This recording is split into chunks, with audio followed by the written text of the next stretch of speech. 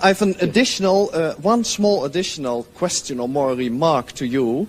That is that you, with your very courageous attitude towards the war in Vietnam, how can you survive in an institution like MIT, which is known here as one of the great war contractors and intellectual makers of this war? There are two aspects to that. One is the question how MIT tolerates me, and the other question is how I tolerate MIT. Well, as to how MIT tolerates me, here again I think one shouldn't be overly schematic. It's true that MIT is a major institution of war research, but it's also true that it embodies very important libertarian values, which are, I think, quite deeply embedded in American society, fortunately for the world. They're not deeply embedded enough to save the Vietnamese, but they're deeply enough embedded to prevent far worse disasters. And here I think one has to be a bit qualified.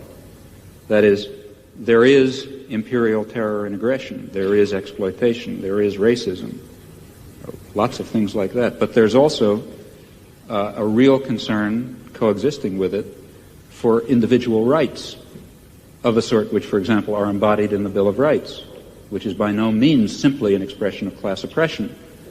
It is also an expression of the necessity to defend the individual against state power. Now, these things coexist, you know. It's not that simple. It's not just all bad or all good.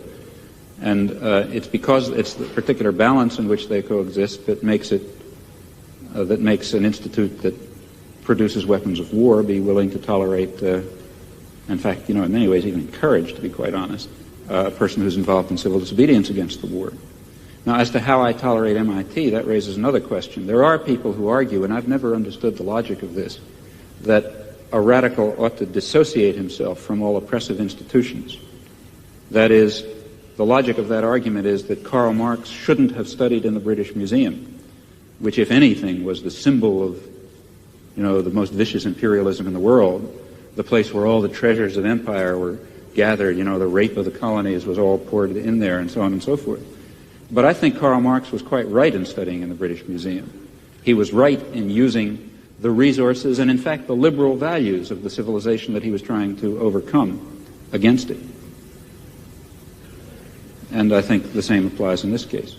But aren't you afraid that your presence at MIT gives them a clean conscience?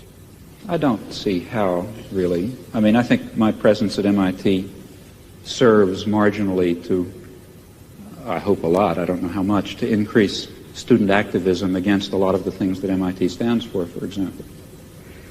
Ladies and gentlemen, I think this has to be the end of the debate. Mr. Chomsky, Mr. Foucault.